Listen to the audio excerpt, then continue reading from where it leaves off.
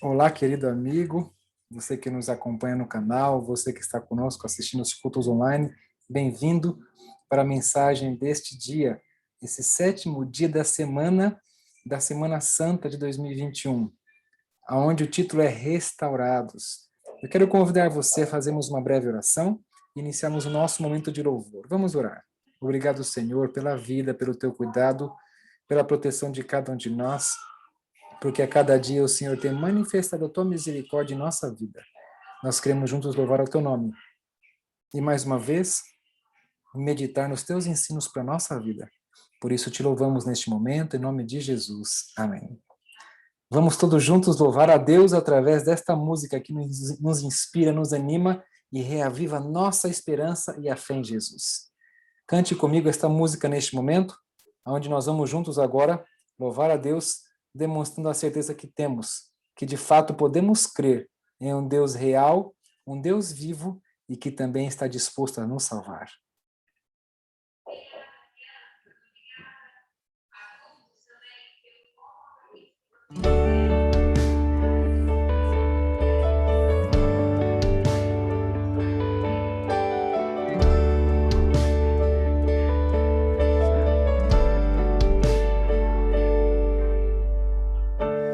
Nesses dias de desespero,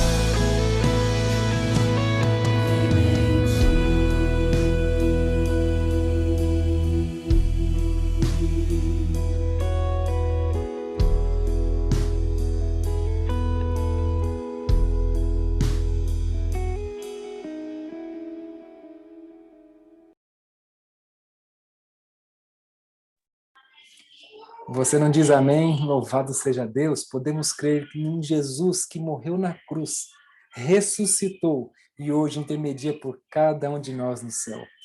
O Senhor é bom e a sua misericórdia se estende a cada dia em nossa vida. E agora nós vamos cantar juntos a música tema desta semana, que reflete a nós a certeza da restauração que o Senhor nos oferece a cada dia, unicamente pelos méritos de Jesus. Vamos cantar juntos a música Restauração.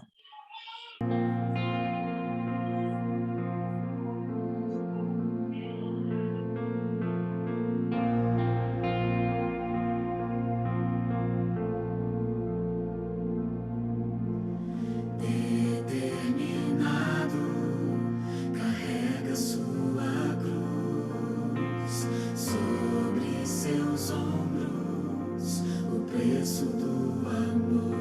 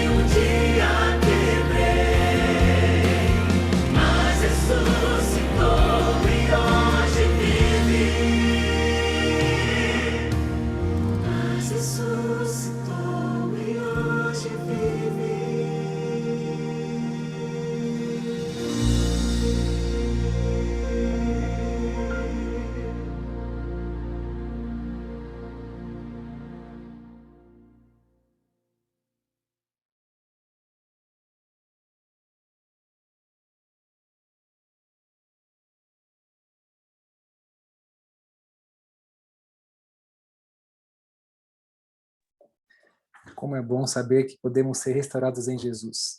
Como é bom saber que o Senhor reconstrói em nós a esperança que um dia foi roubada pelo pecado, pelo mal e tudo que ele causou em nossa vida. Feche os seus olhos mais uma vez, vamos orar. Bondoso Senhor e Deus e Pai, nós te louvamos pela vida, te louvamos pela tua misericórdia, que hoje nós podemos mais uma vez ter um reinício pela tua graça. E seja conosco, Senhor, lemos a Bíblia, que ela traga para nós de novo, Senhor, o ânimo, a esperança, a restauração necessária para o casamento, para o lar, para a saúde, para tantas coisas em nossa vida que foram afetadas com o mal que foi gerado neste mundo. Por isso, ó Pai, dependentes de Ti, nós oramos em nome de Jesus. Amém.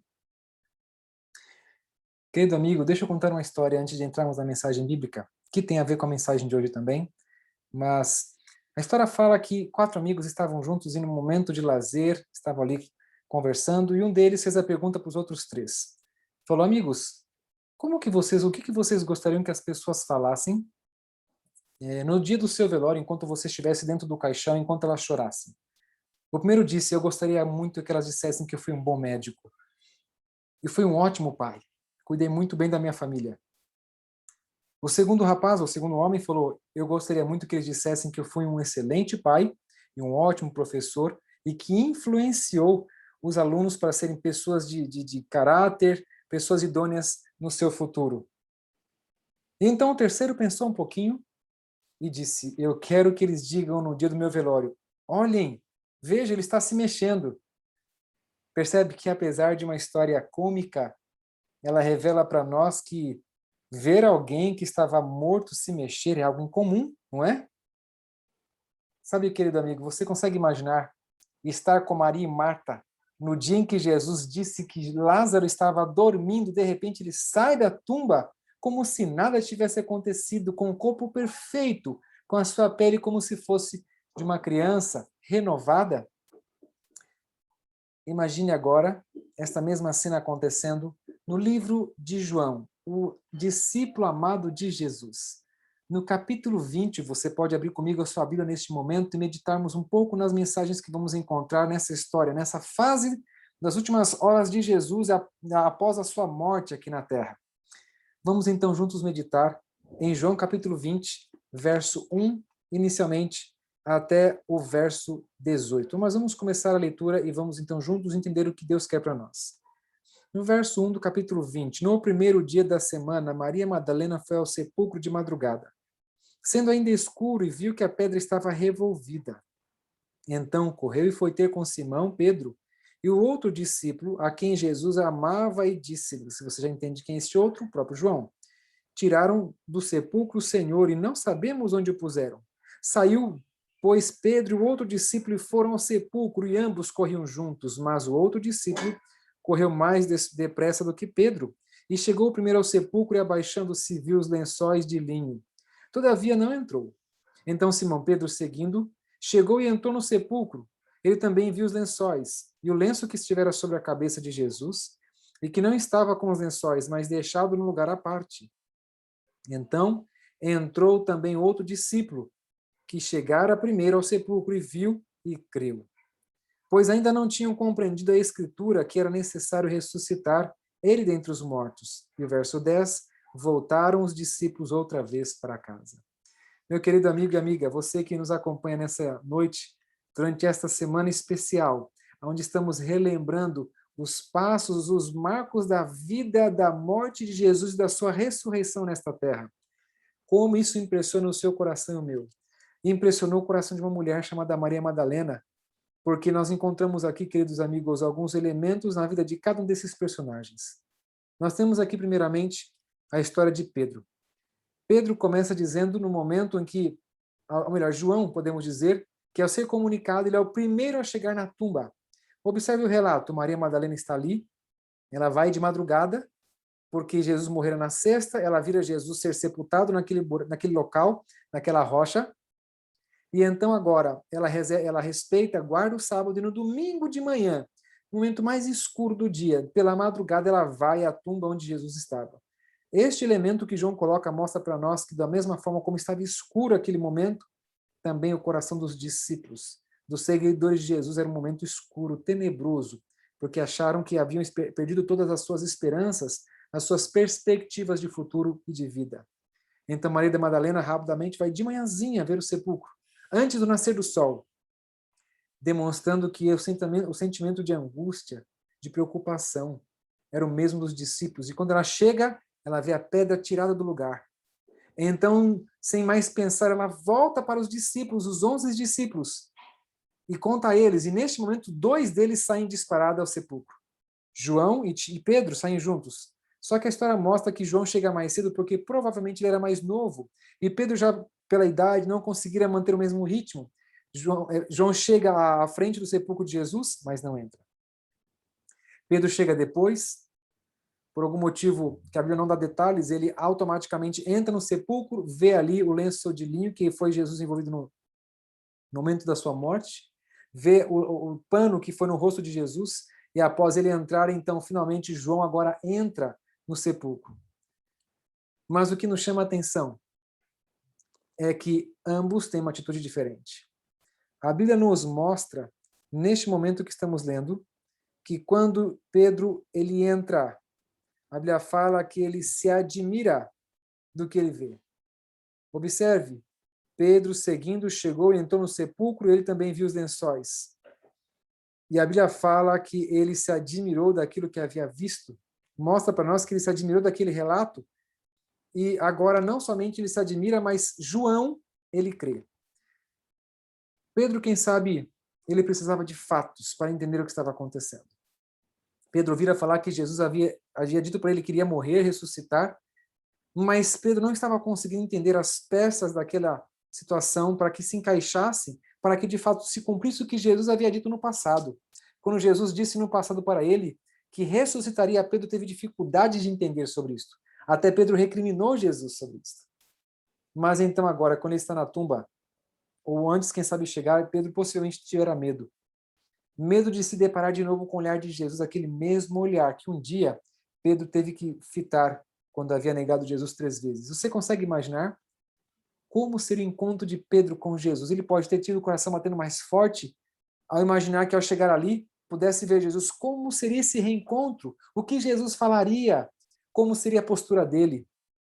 Pedro, ele vê as circunstâncias, vê as evidências, mas não compreende muito bem o que está acontecendo. Agora, Pedro, ou melhor, João, quando entra na tumba, a Bíblia fala que ele creu no Senhor. Observe, enquanto Pedro se admira dos fatos, mas não está convencido, não compreende o que está acontecendo, Pedro, desta forma, diferente de João, a qual a Bíblia fala que ao ver aquele fato, ele crê. Sabe que a Bíblia diz que, neste momento, João traz aqui uma grande bem-aventurança, não somente para ele, mas para nós também. Porque a Bíblia diz, bem-aventurado aqueles que creram sem ver. João creu em Jesus. Ele entendeu que aquele momento era justamente o que Jesus havia dito e que as palavras de Jesus não falham. Meu querido amigo, que você que me ouve nessa noite, deixa eu contar para você. Por mais que por vezes você tenha passado por momentos de angústia, de desamparo, de tristeza, até mesmo você tenha passado momentos em que você perdeu as esperanças, lembre-se que a palavra do Senhor se cumpre em toda e qualquer circunstância. Basta você crer. Então a história mostra que, após isto, ambos tomam uma decisão. Eles voltam para casa. Sabe que coisa interessante? Observe o panorama. Ambos correndo juntos. João consegue ir mais à frente. João entra, chega próximo do sepulcro, mas não entra. Quem sabe com o coração vibrante, mas expectativo. Pedro atrás, chega depois de João, entra no sepulcro. E após isso, lá os dois se encontram no mesmo local, dentro do local onde Jesus havia sido sepultado. Pedro, sem compreender, admira a circunstância. Mas João creu que Jesus estava ressuscitado. Mas você pode pensar que alguma coisa estava faltando naquele elemento, naquela cena, e é verdade. Tanto é que os dois simplesmente voltam para casa e mostram que Pedro foi, neste momento, alguém precipitado. Pedro cometeu uma atitude equivocada porque Pedro não esperou o milagre acontecer. Acompanhe comigo o relato. Verso 11. Maria, entretanto, permanecia junto à entrada do túmulo chorando. Estavam os três ali agora. Estava Pedro, estava João, estava Maria. Enquanto Pedro se admirava, mas não cria, João louvava o Senhor, porque tinha certeza que Jesus estava ressuscitado. E Maria ali chorando. Os dois voltam para encontrar com os outros 9, enquanto Maria fica ali. Eles demonstram muitas vezes que alguns de nós também, por vezes, somos precipitados, não queremos esperar as coisas acontecerem. Sabe, às vezes nós não temos tempo de esperar. Há pessoas que não têm tempo de ler a Bíblia para saber o que Deus quer para elas. Há pessoas que não têm tempo de se reunir com o povo de Deus, não esperam se reunir com o povo de Deus para serem abastecidos espiritualmente e compartilhar a sua experiência. Há pessoas que se ajoelham, mas antes de que o Senhor se revele, logo se levantam e saem pela porta da igreja ou da sua casa sem verem o Senhor se manifestar. Há aqueles que não esperam em oração a vontade de Deus. Muitos estão com tanta pressa de salvar a sua vida, a sua família, de conseguir recursos, que deixam de ver o milagre do Senhor na sua vida. Perdem a oportunidade de ver o poder do milagre de Deus. E veja o que acontece então com Maria agora. Enquanto chorava, abaixou-se e olhou para dentro do túmulo, e viu 2 anjos vestidos de branco, sentados onde o corpo de Jesus fora posto, um à cabeceira e outro aos pés. Então eles lhe perguntaram: mulher, por que choras? Ela lhe respondeu: porque levaram o meu Senhor, não sei onde o puseram. Tendo dito isto, voltou-se para trás e viu Jesus em pé, mas não reconheceu que era Jesus. Perguntou-lhe Jesus: mulher, por que choras? A quem procuras? Ela, supondo ser ele o jardineiro, respondeu: Senhor, se tu tiraste, dize-me onde o puseste, eu o levarei. Disse-lhe Jesus: Maria. Ela, voltando-se, lhe disse em hebraico: Rabone, que quer dizer mestre. Recomendou-lhe Jesus: não me detenhas, porque ainda não subi para meu Pai, mas vai conter com os meus irmãos e dize-lhes: subo para meu Pai e vosso Pai, para meu Deus e vosso Deus. E então saiu Maria, anunciando a todos os discípulos: vi o Senhor, e contava que ele lhe dissera essas coisas. Que passagem mais incrível, maravilhosa, que momento fenomenal.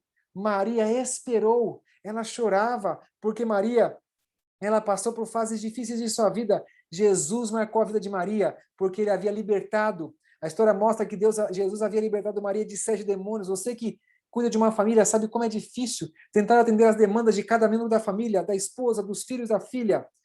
Imagina agora 7 demônios na sua cabeça, cada um puxando para um lado. Esta era a realidade de Maria. Jesus a libertou dos demônios. Em consequência a isso, Jesus lhe concedeu perdão. E em consequência ao perdão, Maria teve paz. Por isso Maria chorou, porque ela imaginou que a fonte da sua alegria, da sua segurança, da sua paz havia se esvaído. Ela não sabia se iria encontrar novamente Jesus, a ponto de falar para o jardineiro, achando ser ele assim o jardineiro, que se soubesse onde estava o corpo de Cristo, que o mostrasse para que ela pudesse sepultá-lo em resposta, ou em reconhecimento e respeito a Jesus. Então, Jesus fala o nome dela, sabe? Isso mexe, sabe? Isso me deixa, de certa forma, assim, admirado. Sabe por quê? Porque Jesus conhece o seu e meu nome. E quando a Bíblia fala que Jesus conhece o seu e meu nome, quer dizer que ele nos conhece lá no fundo do íntimo. Qual é a nossa luta? Ele conhece qual é o nosso sofrimento. Ele sabe as dificuldades que a gente enfrenta na escola. Ele sabe as dificuldades que a gente enfrenta com a família, no trabalho, às vezes no silêncio do nosso lar, as lágrimas que derramamos silenciosamente em nosso leito. O Senhor conhece você e a mim por inteiros. Ele conhece você e eu no profundo de nossa vida. Por isso ele chama Maria, porque Jesus sabia o que Maria precisava. Querido amigo e amiga, 3 personagens, cada um deles com uma postura diferente. João viu o que estava acontecendo e creu. Será que você precisa de um milagre para crer em Jesus? Não basta saber simplesmente que a palavra de Deus diz que aonde o Senhor estiver e aqueles que confiarem nele, viverem de acordo com sua palavra, serão protegidos, serão guiados e abençoados por ele? Será que você, quem sabe, esteja agindo como Pedro, que vê os milagres, vê os fatos, mas não entende o que está acontecendo. Você vai a uma igreja, percebe as coisas acontecendo, mas não entende porque alguma coisa acontece, porque que é necessário que realmente algumas coisas ruins aconteçam. Será que realmente Jesus irá voltar? Por que o mundo está passando em calamidade? Por que estamos passando por uma pandemia? Há pessoas que estão próximas, mas não compreendem o que está acontecendo. Ou será que você está sendo como Maria, que está aguardando? Quem sabe você tenha medo. Será que, quem sabe, você tenha angústia, ansiedade, como os discípulos tiveram? Mas ainda assim, querido amigo, é necessário que você espere. Espere no Senhor. Como Mateus capítulo 24, verso 13 diz: aquele que esperar até o fim. E eu quero ler com você esse texto para não cometer aqui a falha.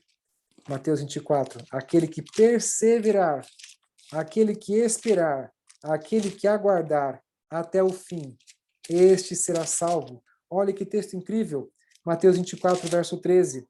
Aquele que perseverar até o final, aquele que continuar aguardando, aquele que continuar lendo a Bíblia, aquele que continuar indo à igreja, aquele que continuar buscando em Deus direção para suas escolhas, aquele que continuar obedecendo a palavra do Senhor, esse encontrará salvação, a alegria, perdão e paz.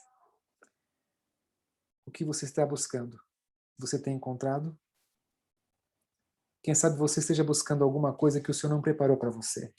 E por isso a sua vida tem estado da mesma forma como algum tempo atrás, onde você tem tentado ter sucesso da sua forma, dos seus esforços. Eu quero dizer a você, e quero convidar você nessa noite, a agir como Maria, para que você aguarde no Senhor. Quem sabe o seu sofrimento esteja causando dificuldades para que você veja Jesus. Mas chegará um momento onde você terá a alegria de dizer como ela: eu vi o Senhor. Eu sei que meu Redentor vive, como Jó diz, e por fim se levantará para todo sempre, se levantará naquele dia, para que todos aqueles que creem sejam realmente felizes ao lado do Senhor. Você crê nisto? Você deseja ser como Maria? Você deseja aguardar em minhas dificuldades e provações, e em breve celebrar os feitos do Senhor à sua vida, à sua família e também aos seus queridos? Então feche os seus olhos, nós vamos orar. Bondoso Senhor e Deus, te agradecemos mais uma vez por estar conosco nesta noite. Senhor, por vezes temos agido como Pedro. Nós vemos os milagres, mas não entendemos o que eles querem dizer para nós. Muitas vezes nós estamos passando por um panorama mundial e não compreendemos os fatos e atos do Senhor na nossa vida, mas nós queremos estar mais próximos a Ti e crer, mesmo que não possamos ver como João. Nos ensina, Senhor, a Te adorar. E assim, Senhor, a aguardar em Ti, porque muito em breve teremos a mesma alegria que Maria teve de ver o nosso Salvador.